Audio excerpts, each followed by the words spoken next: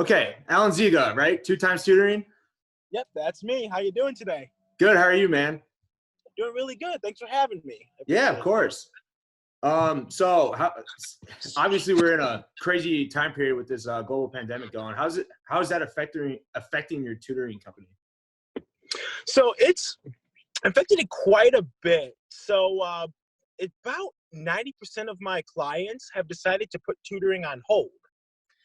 So essentially, I lost 90% of my business. However, I'm not upset about it or anything. I'm actually taking advantage of this time to work on my online tutoring platform because it's something I should have done a long time ago.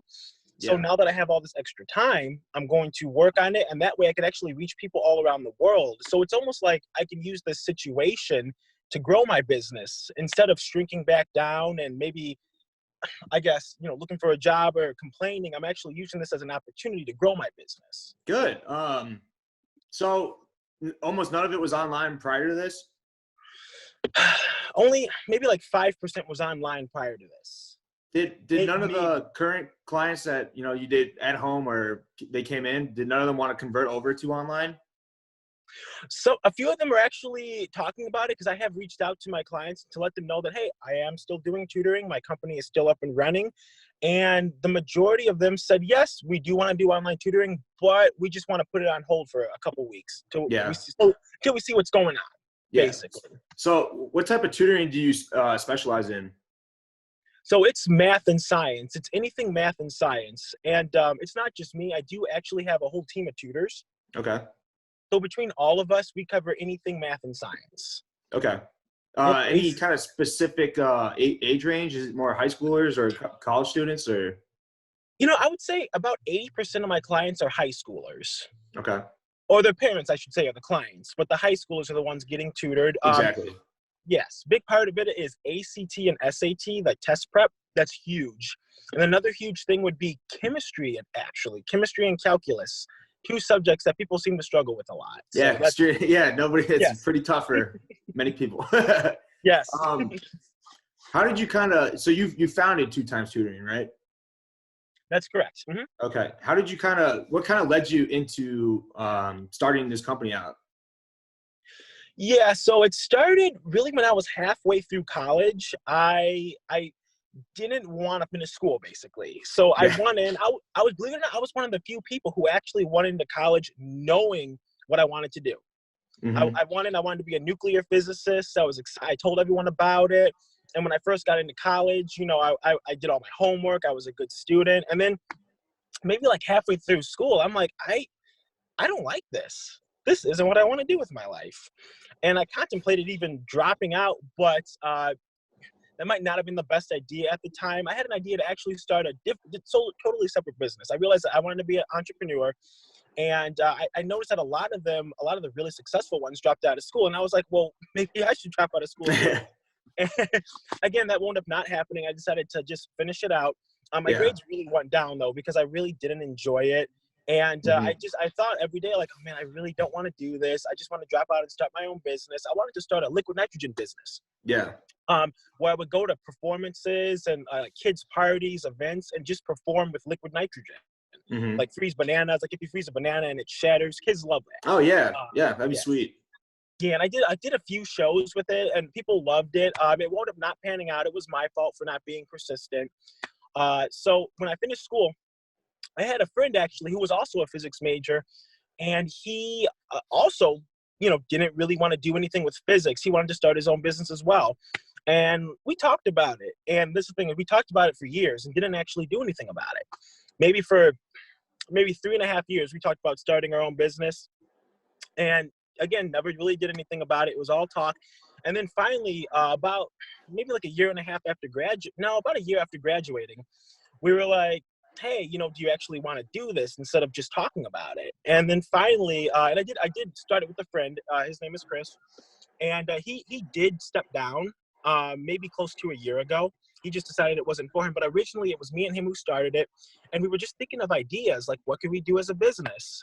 We're just brainstorming. We're like, oh, my God, why don't we start our own tutoring business? Because at the time, we both were tutoring. Mm-hmm. And we were like, yeah. And it probably, it wouldn't be because neither of us had really any money at the time either. So we were like, hey, it probably has a low startup fee.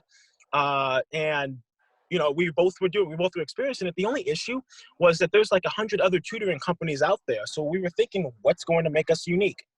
And we were like brainstorming. We're like, oh my God, why don't we both tutor the students at the same time? We've never heard of that, which is why it's called 2x tutoring. And we were like, yeah, and we looked it up and we couldn't find anything on it. We were like, oh my God, let's actually do this. And then we actually took the steps to start the business, and instead of just talking about it. And at first, it was, I wouldn't even consider myself a business owner per se at first, because whenever I would have like a phone call to make, oh, I'll just do that later, or I would procrastinate on everything. And really, the first year of my business, it was abysmal. I mean, we barely made anything, which I know that's how a lot of businesses start off. But yeah, barely made anything. I maybe made $1,500 my first year in business, if that. Which, I mean, I guess you're still technically profited. Hey, if you made money, it's nothing to laugh at.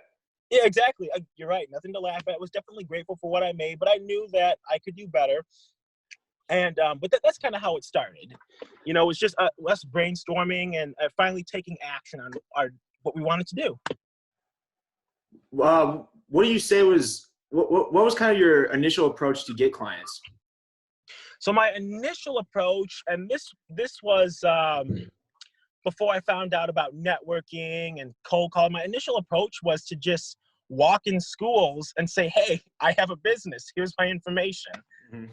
And you can imagine how that worked out. Coming into a school unannounced, guidance counselor. Yeah, not so hot in today's world. No, not so hot. Yes. And I would just walk in, and my partner at the time, Chris, he would be with me too. He's a little bit more introverted than me, so I would do most of the talking. And I would basically just say, here's my, we got these huge flyers. It just ridiculous. They were huge. They were 4 or 5 times the size of an actual sheet of paper. We got it because we thought it would stick out. That it didn't stick out in the way we wanted it to. So I would come in with these huge flyers, and I would say, hey, I have a tutoring business. Here's my information. And the guidance, not the guidance counselor, but the secretary would kind of look at us like, who are you? And we were like, we own a tutoring company, and we want you to take our information. And then we were like, oh, maybe you should speak with the guidance counselor. And I'm like, oh, shoot, let's speak with her. And then he or she would always be busy. And we would just do that. We did that. We visited maybe 20, 30 schools, and it didn't really go anywhere. No, I take that back. It did. We got in a couple of schools that way. Okay. A couple, but it didn't really go too far. So that was my initial method in getting clients. And again, that didn't really go too well.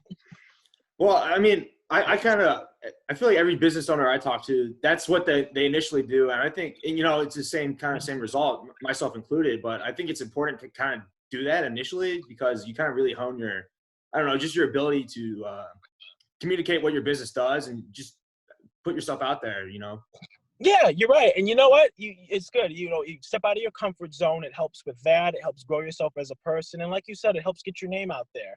And, and we did get a few clients from it. So it wasn't completely in vain. Yeah, we definitely got clients from that. And then I also learned how to do better. I learned how to improve my people skills, how to approach people. And so that eventually led me to becoming successful with getting clients. But yeah. Failure is feedback. How have you been able to grow after that, after just going into schools?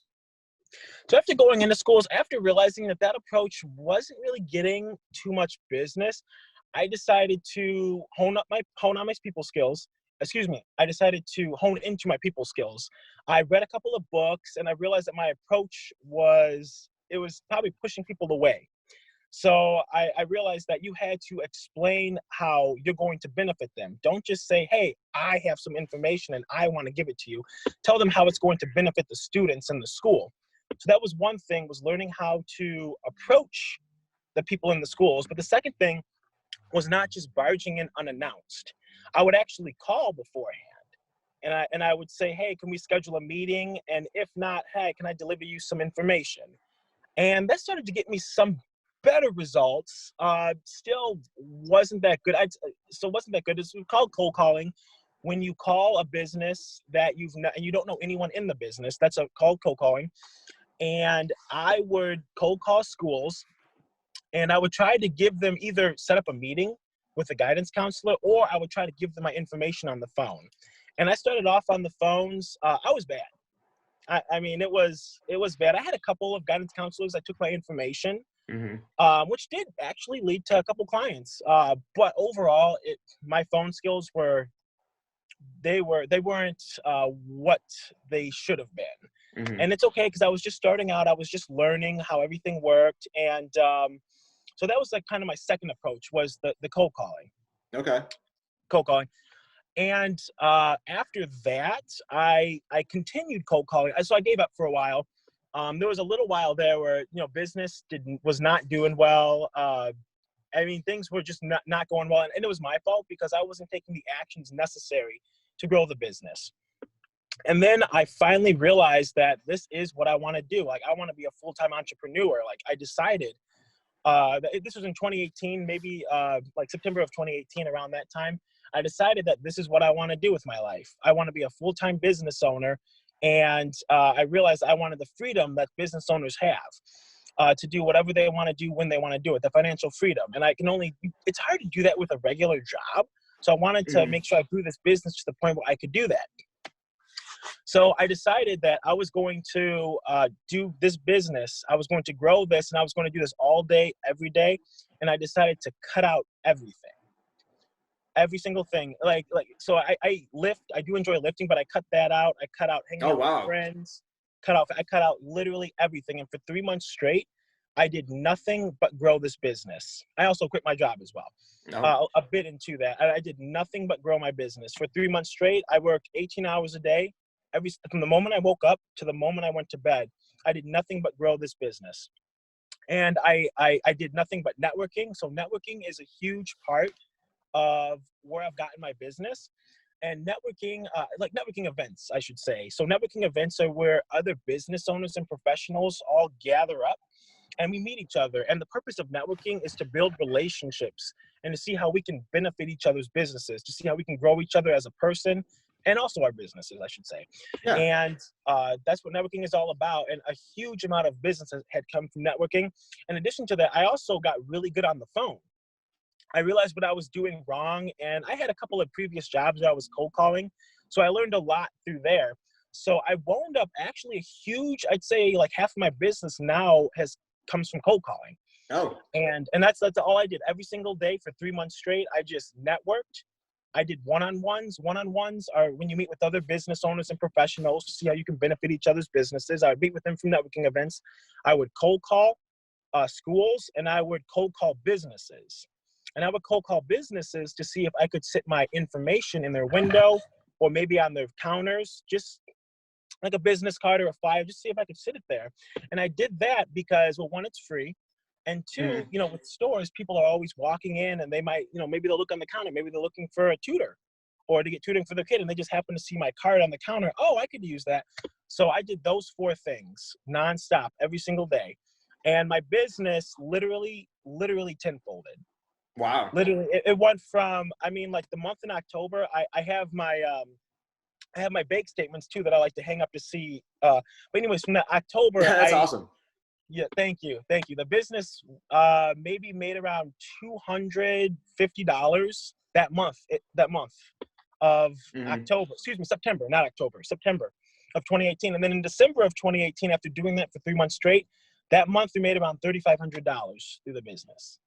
So literally, actually, a little bit more than tenfold of the business through doing that. But that was that's not something I was planning to do forever, but I just wanted to make sure that I would never have to rely on a job again. Yeah. I wanted to grow this business to a point where I could rely on this as my income and then grow it more if I wanted to.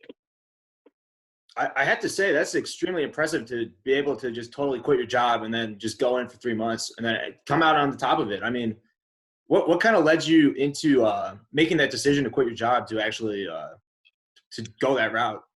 Yes, thank you for asking. It was a scary decision. it wasn't an easy decision. And I was hesitant on it. I was like, because if I quit Yeah. this, and I didn't have any money saved up, I was not financially responsible at that point in time. So I barely had any money, maybe enough money to last me 2 or 3 weeks. And so financially, my finances were a disaster at that time. So I realized if I quit my job, it was either be homeless or grow this business. So I did it to what's the term? I think they call it burn the boats. How there was a story. Basically, it means that you take away any cushion or any blanket, so you have no choice. So for me, I guess my cushion was the job, and it's almost like, oh, if I fail at this business, I can just go back to my job and I can make money there. Cool. Mm-hmm. But if I quit my job, guess what? I have no choice but to grow my business, because it's either grow my business or be homeless. Mm-hmm. So I decided, and then it really pushed me to grow my business. And that's the reason I did it, because it would push me. It would give me no choice but to grow it. And because there were a lot of times when I was scared to do something like maybe make a phone call or approach a person. And I would think in my head, and this is after I quit my job, I would think in my head, what's more scary than making this phone call to this principal? Being homeless. Yeah. Well, guess what? I'm going to make this phone call. And I'm going to make the phone call. Yep, exactly. It makes the things that you're scared of, it really diminishes diminishes those fears when you have no choice but to face them. Because the other result was even more scary. Yes. That's extremely impressive that you removed every safety net possible. I mean, thank you. I kind of was in this similar situation. I didn't get paid for like the first 4 months somehow, but I like survived through like selling stuff on eBay. But I like had to sell on eBay and then, try and get clients the same way as you did. So it's kind of, I feel like a lot of business owners kind of had that same approach. Where you just had no safety net, but not a lot of people can afford that luxury, but that's extremely impressive that you've been able to do that. How many employees do you have? So currently, I have a total of 13 tutors. Mm-hmm. Now, not all of them are active right now. Some of them are kind of not, they're too busy to tutor, but I'd say maybe 6 or 7 of them are actually active and out tutoring. Mm-hmm. Well, maybe not now because of what's going on, but I have 6 or 7 in general, they're tutoring. How have you been able to kind of find tutors? Because I don't have any employees, so I can only imagine what it's like to find somebody that kind of meets your personal style. Yeah, so literally every single one of my tutors has been found through networking. Okay. So when I was looking for more tutors, I would go to networking events and I would literally say, and I still say this actually, I literally say, hey, I'm looking for more tutors. Then I say, if you know anyone who's good in math or science, great with kids, great with people, and wants to make extra money, please let them know about this opportunity. And I always say that. And then maybe like once a week, I'll get someone who says, oh, hey, actually my cousin's niece's brother or something, he'd make a good tutor. I want to connect you guys. And then once in a while, they actually reach out to me and we wind up connecting. And other thing I do is I go to this job seekers networking event, actually, that I do. It's every couple weeks. So I go there and there's people looking for jobs. And occasionally I run into someone who was an ex-teacher. And they'll say, hey, you know what? I could use some extra money. I might be interested in tutoring. So literally every tutor is through networking. I've never had to put out a job ad or anything like that. It's impressive. Huh. Maybe I should go back out to those networking events. Yes. Yeah. So how are you you said you're going to try to transition your business to the online platform. How are you kind of planning on doing that? Yes. So it hasn't been easy because I'm really not the best with technology. Now, older people, they think I'm an expert at it. They think all young people are experts at technology. Yeah. But technology really isn't my thing, and neither is social media.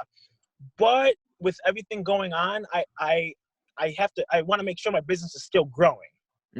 And so I'm posting on social media. I started posting on social media again on my Facebook. I have a Facebook page, like a business one, and I have a personal page. So I did hire someone to post to my business page. So I'm making posts there. And my personal page, I made my first post, I think, in maybe 2 years. And it was something I shared from my business page. So I want to make sure to stay relevant with that so people can see me online because everyone's at home now. So they're either watching TV or on the computer for the most part. And so I'm making sure to keep up my social media. And another thing is I'm working on my online tutoring platform because before this, I was just using FaceTime for Yeah. online for virtual tutoring. But, you know, the FaceTime has a lot of limitations with that. So I wanted to get something more professional. So I actually wound up going so I looked through a whole list of online tutoring platforms and I decided to go with this platform called Tutor Cruncher.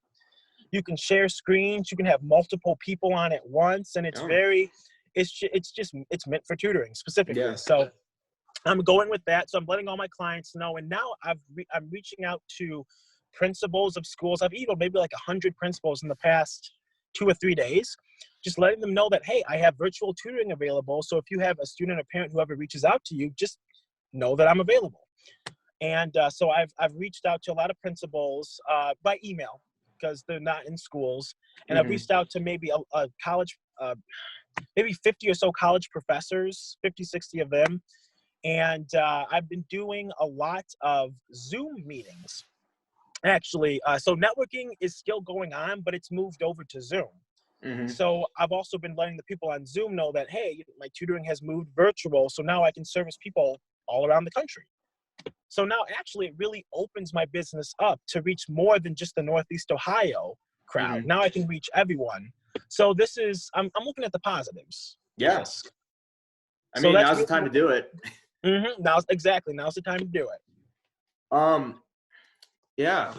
So what do you, from your background, what do you think from your background led you into wanting to become an entrepreneur? Yes. So well, when I first started college, like I mentioned, I really wanted to do physics. I was a physics major and I wanted to be a nuclear physicist, and I had that all planned out. And then halfway through college, I guess I started reading. I started reading personal development books like Think and Grow Rich, Yeah, The good Science book. of Getting Rich.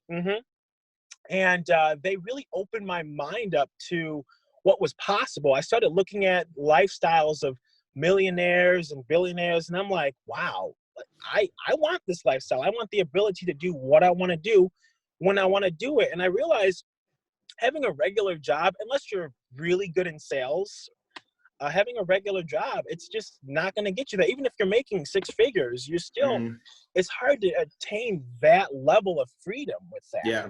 So I realized the only way to do that is to be a business owner. And I'm like, I want to be a business owner. This is what I want to do because I want the freedom to do what I want to do when I want to do it. And I want to provide the service to people, what service I want to provide, and to not be dictated by someone else. So I realized that's when it was the summer of my sophomore year, before my junior year in college. That's really when I realized that. Reading those books and really opening my mind up to how different people lived.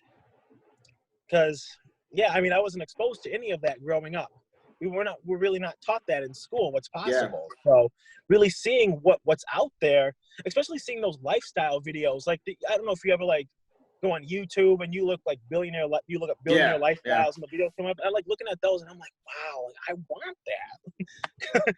Because I knew those people existed, but I didn't realize, how they lived. So really seeing what was possible is what drove me to want to be a business owner. I feel like you and I kind of went through the same route, because I feel that during I also wanted to drop out of college to do what I'm doing now. And then I just started reading those books, and I was like, yeah, just reading is just so critical in just kind of getting to that next step, I believe. Other than, I know you kind of touched on a couple problems that you had starting your business, but is there any other problems that you kind of, I don't know, would kind of hope to, I don't know, you could tell your younger self before you started out what to kind of avoid or what not to do? Or yeah, there's several things. Yes, I'm not gonna say them all because we'd be on here for hours. But I'll give you a few. One of them is just do it.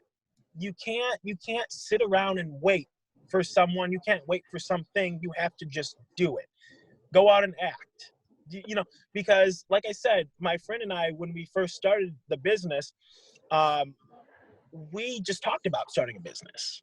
Mhm. We didn't actually do anything to start a business.